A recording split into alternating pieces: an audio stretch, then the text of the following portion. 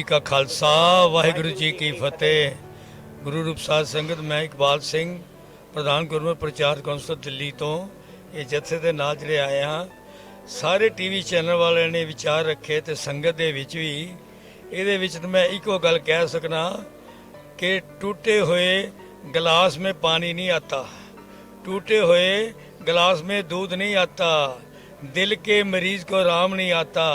वो दिल तोड़ने वाला जरा सोचो टूटा हुआ दिल किसी के काम नहीं आता। तो ये टुटे हुए दिलों के नाल जिहड़ी करतारपुर की धरती है इहदे नाल सानू जिन्नी अटैचमेंट है। किसी ने पूछा सी कि तुसी किस तरह फील करते हो, इनू बयान नहीं किया जा सकता।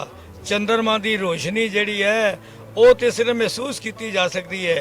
फुल्लां दी क्यारियां दे कोल जाके ये पता लग सकता है कितनी महक है, पर जिसनों महक हुंदी है महसूस वो कर सकता है।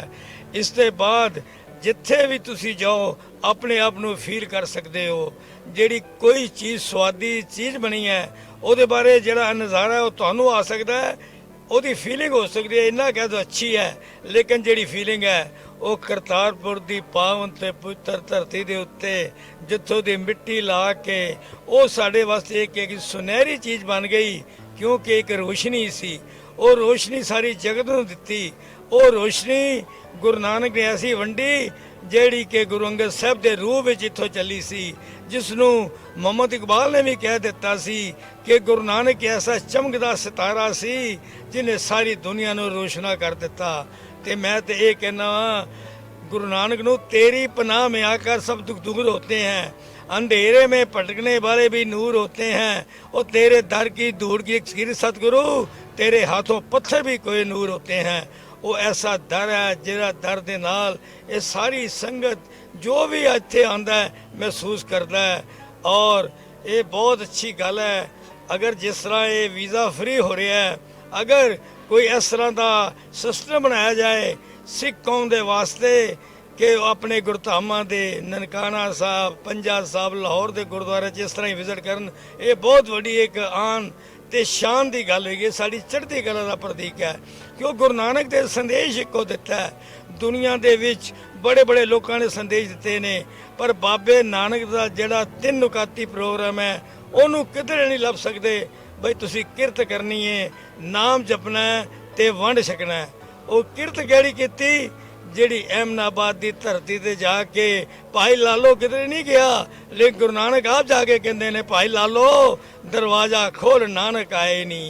और इस तरह नाम जपन की हर जगह उन्होंने जिथे भी गए ने। अगर पंजा साहब दे विच एक गल पंजा साहब की नहीं सी, गल सी कि जिहड़ी कुदरत दी चीज़ां ने उहदे उत्ते बई तेरा कोई हक नहीं, उहदे विच हंकार नहीं पैदा करना। वो हंकार की गल नूं उसनूं मड़िया मेट कर दिता सी। इस तरह ही सारे जिथे भी गए ने उन्होंने डायलॉग के राही विचार के लाई इंटरैक्शन के लाई उन्होंने उतारिया। तो इस तरह जो साड़ी वंड छकन की गल है वो हर जगह तुसी वेखते हो। वंड छकन की जी गल पातशाह ने सच्चा सौदा जड़ी शुरू की है। आज दुनिया के किसी कोने ते जाओ ये जड़ा सिक्खी का इशारा मिलता है ये किधरे नहीं मिल सकता, क्योंकि एक घट कड़ी है मनुख की घट की कड़ी के तो चंगा इंसान बनना है। चंगा इंसान किस तरह बनेगा, जड़ियाँ मैं 3 चीज़ां बाबे ने सानू दित्तियां ने, बई किरत करो नाम जपो वंड छको। जदों असीं इहदे विच आ जाएंगे मनुख की घाट ना कड़ी जाएगी तो मनुख बड़ा उच्ची ते सुच्ची इंसानियत वाला हो जाएगा।